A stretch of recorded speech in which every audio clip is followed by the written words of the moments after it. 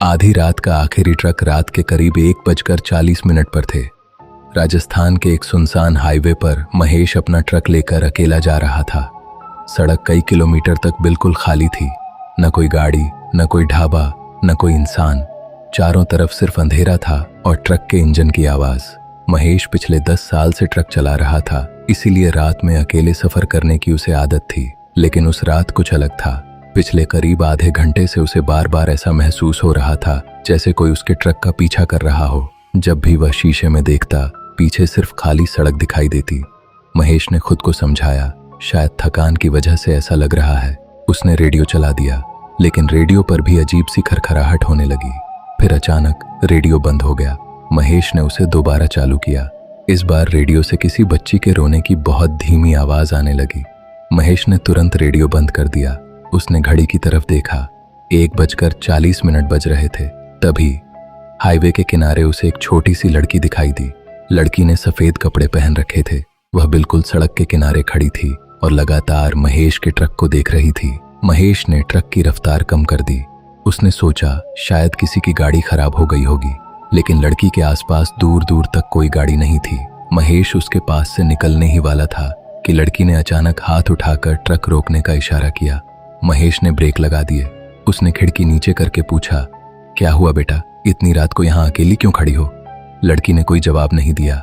वह bus truck के पीछे की तरफ देखने लगी। महेश ने फिर पूछा, तुम्हें कहाँ जाना है?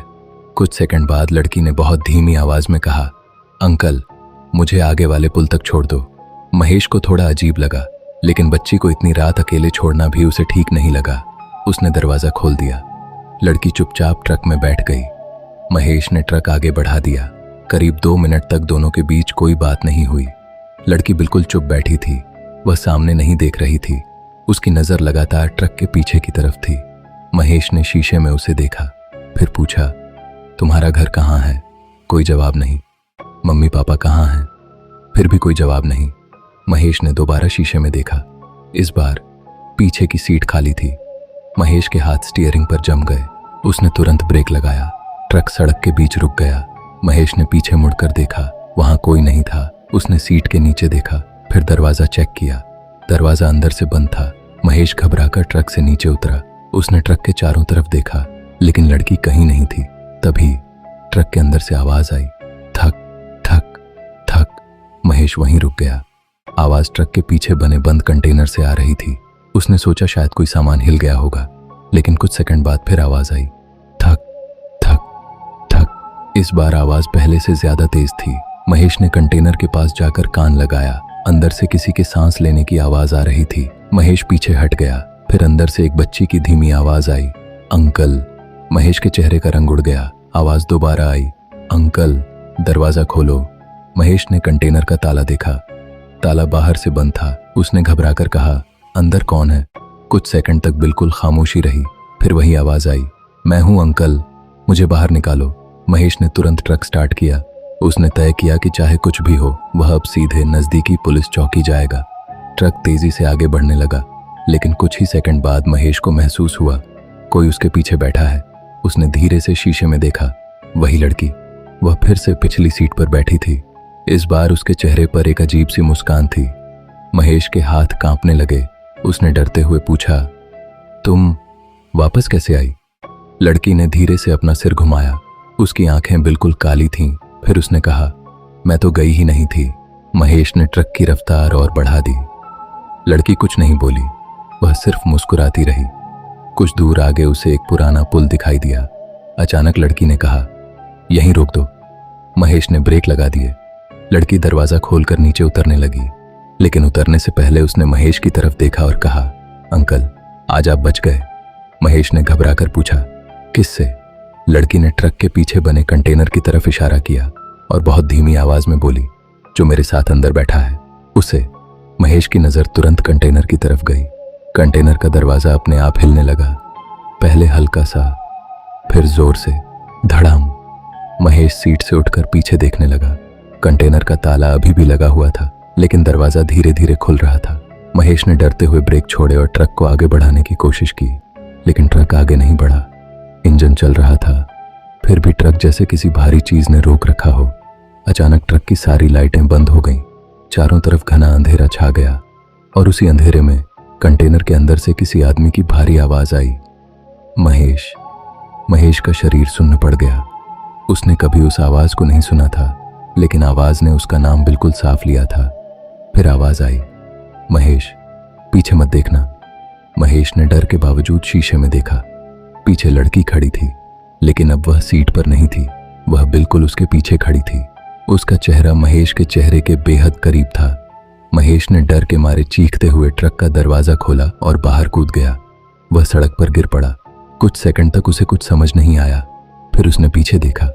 लड़की पुल के बीचों बीच खड़ी थी, लेकिन अब उसके पैर जमीन पर नहीं थे। वह हवा में खड़ी थी और उसके पीछे एक लंबी काली परछाई दिखाई दे रही थी। महेश उठकर भागने लगा। उसे बस दूर दिखाई देती एक छोटी सी रोशनी नजर आ रही थी। वह रोशनी एक पुराने ढाबे की थी। महेश किसी तरह वहां पहुंचा। ढाबे वाला उसे देखकर घबरा गया। उसने पूछा, क्या हुआ? महेश ने हाँफते हुए पूरी बात बताई। ढाबे वाला कुछ देर तक चुप रहा। फिर उसने महेश से पूछा, तुम किस पुल से आए हो? महेश ने पुल का नाम बताया। ढाबे वाले के चेहरे का रंग बदल गया। उसने कहा, उस पुल पर पिछले 8 साल से कोई लड़की नहीं दिखती। महेश ने पूछा, क्यों? ढाबे वाले ने धीरे से कहा, क्योंकि 8 साल पहले वहीं एक ट्रक का एक्सीडेंट हुआ था। उस ट्रक में एक छोटी बच्ची भी थी। बच्ची की मौत उसी रात हो गई थी। महेश की सांस रुक गई। उसने कांपते हुए पूछा, उस बच्ची का नाम क्या था? ढाबे वाला कुछ बोलता। उससे पहले ढाबे के बाहर खड़े एक बूढ़े आदमी ने कहा, पूजा। महेश के पैरों तले जमीन खिसक गई, क्योंकि ट्रक में बैठी लड़की ने रास्ते में पहली बार उससे बात करते हुए एक बात कही थी। महेश ने उसे पूछा था, तुम्हारा नाम क्या है? और लड़की ने जवाब दिया था, पूजा। महेश तुरंत ढाबे से बाहर भागा, लेकिन वहां उसका ट्रक नहीं था। सिर्फ सड़क के बीचों बीच उसकी चाबी पड़ी थी। सुबह पुलिस को हाईवे के पास महेश का ट्रक मिला।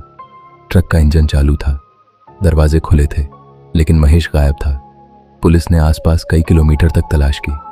न महेश मिला, न उसका कोई सामान, न उसके पैरों के निशान। हाँ, ट्रक के अंदर उन्हें एक अजीब चीज जरूर मिली। डैशबोर्ड पर धूल में किसी बच्चे की उंगली से लिखा था, अगली बार ट्रक मत रोकना। और उसके नीचे एक दूसरी लाइन लिखी थी, क्योंकि अगली बार मैं अकेली नहीं होऊंगी। कहा जाता है कि आज भी उस हाईवे पर रात के करीब 1:40 बजे एक सफेद कपड़ों वाली लड़की दिखाई देती है।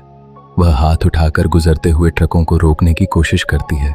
कुछ ड्राइवर उसे देखकर बिना रुके निकल जाते हैं, लेकिन जो ट्रक उसके लिए रुक जाता है, उसके अंदर कुछ देर बाद थक थक थक की आवाज सुनाई देती है। और उसके बाद उस ट्रक का ड्राइवर फिर कभी घर वापस नहीं पहुंचता। अगर आपको ऐसी डरावनी कहानियां पसंद हैं तो चैनल को सब्सक्राइब जरूर करें, क्योंकि अगली कहानी में एक ऐसा कुआं है जिसमें से हर रात किसी के रोने की आवाज आती है।